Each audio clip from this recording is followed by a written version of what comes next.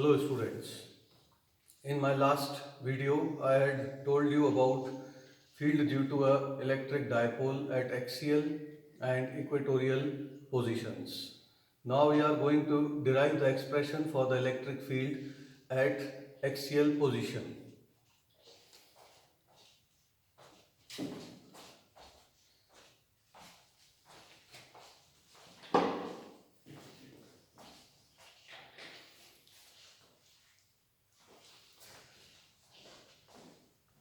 Here we have a dipole having two charges, minus q and plus q.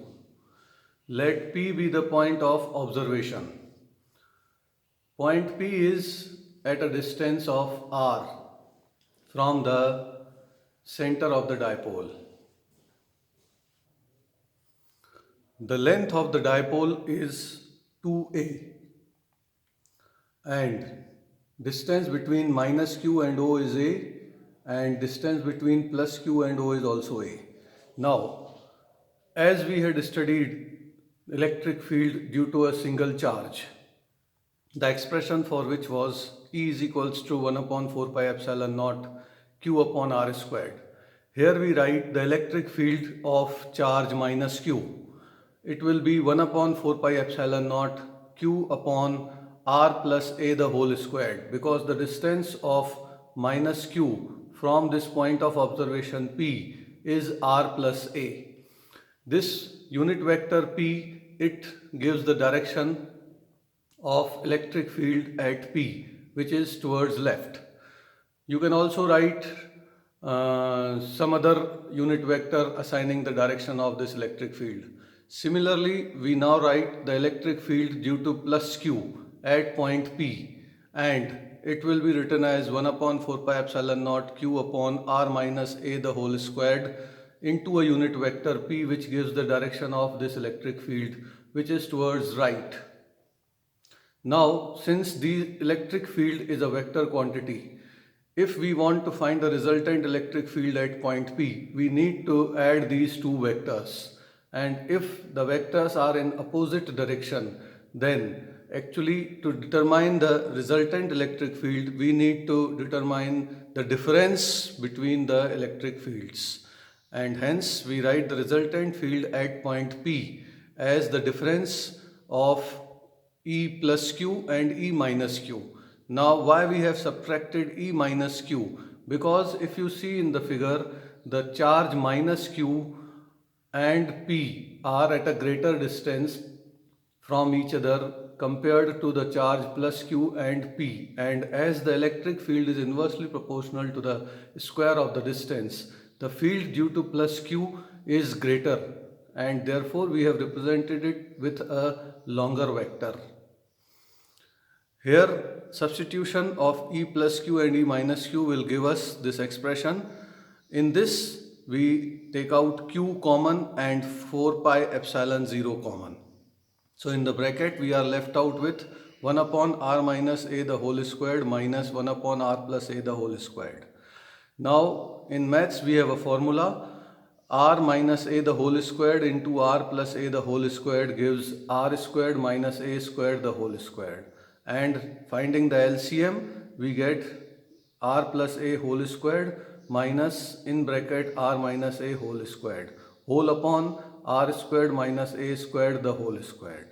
Now applying some mathematics, that is algebraic identity, we expand this by the formula a plus b whole squared and a minus b whole squared. So this r square and a square, they are cancelled with each other, whereas we are left with 2ar plus 2ar, which gives us 4ar. Now we take out 2r outside the bracket and q is taken inside and multiplied with 2a, that is dipole length.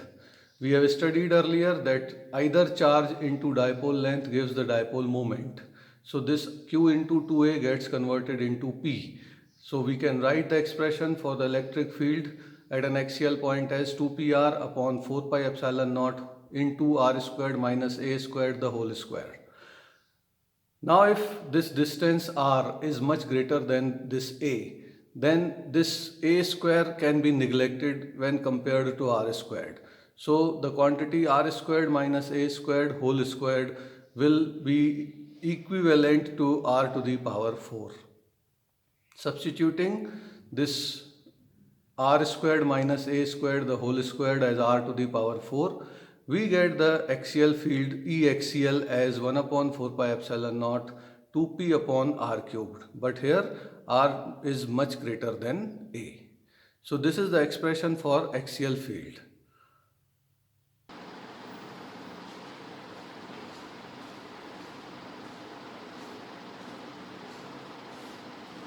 In the same manner, we can calculate the electric field due to an electric dipole on an equatorial position. For this, again, we take a dipole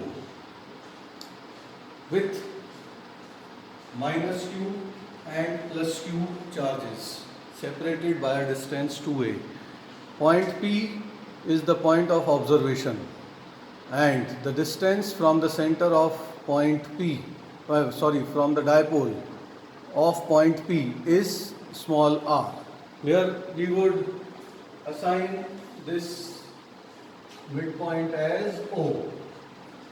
Now, if we want the electric field of plus Q at point P, we would use the formula for electric field due to a single charge, which would be written as E plus Q equals to 1 upon 4 pi epsilon naught Q upon R squared plus A squared, and this field will be away from the positive charge, so it is along BP. Here we can also insert a unit vector, or you can write along BP, which means the same thing. Similarly, the electric field at point P due to the negative charge will be 1 upon 4 pi epsilon naught Q upon R squared plus A squared. Because this distance BP and AP, they are R squared plus A squared whole to the power 1 by 2. And when you square them again, this power of 1 by 2 gets cancelled with the square. So you are left out with R squared plus A squared only. Now here we see that the magnitude of the electric field due to the positive charge is equal to the magnitude of the electric field due to the negative charge, and both are equal to 1 upon 4 pi epsilon naught Q upon R squared plus A squared. Since field is a vector quantity, we can resolve this field E plus Q and E minus Q into two rectangular components as it is shown in this figure. You will see that the component E plus Q minus sine theta and E minus Q sine theta, they are in opposite direction, so they cancel each other. Whereas the components E plus Q cos theta and E minus Q cos theta, they get added up. So the net field at this point P will be E plus Q cos theta plus E minus Q cos theta.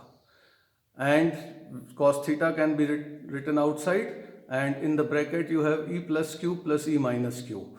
Now, as the magnitude of both the fields are equal, you can take here E plus Q or E minus Q. Both are equal in magnitude. So the net field at point P, which is at an equatorial position of an electric dipole, is 2 E plus Q cos theta. Now if you see this triangle AOP or BOP, in this cos theta is defined as both these triangles are right triangles, so cos theta will be defined as the ratio of adjacent side to the hypotenuse. The adjacent side is A and the hypotenuse is R squared plus A squared whole to the power 1 upon 2. So cos theta can be written as A upon R squared plus A squared whole to the power 1 upon 2. Substituting the value of E plus Q and cos theta, you get the formula E is equals to 2 upon 4 pi epsilon naught. This is field Q upon R squared plus A squared, and this is cos theta, that is A upon R squared plus A squared whole to the power 1 upon 2. Taking 2 inside and writing it with 2A, you will get this as dipole length and Q is the charge. So the product Q into 2A becomes P. And here you have R squared plus A squared to the power 1, and here you have r squared plus a squared whole to the power 1 by 2. They get added up, so you get r squared plus a squared whole to the power 3 by 2. Thus, we can write the electric field as 1 upon 4 pi epsilon naught P upon r cubed in case this distance r is much greater than a, and therefore this r squared plus a squared whole to the power 3 by 2 can be made equivalent to r cubed. So the net electric field at an equatorial point is 1 upon 4 pi epsilon naught P upon r cubed. Here we also observe that the axial field is twice the equatorial field. That's all for now. Thank you. Have a nice day.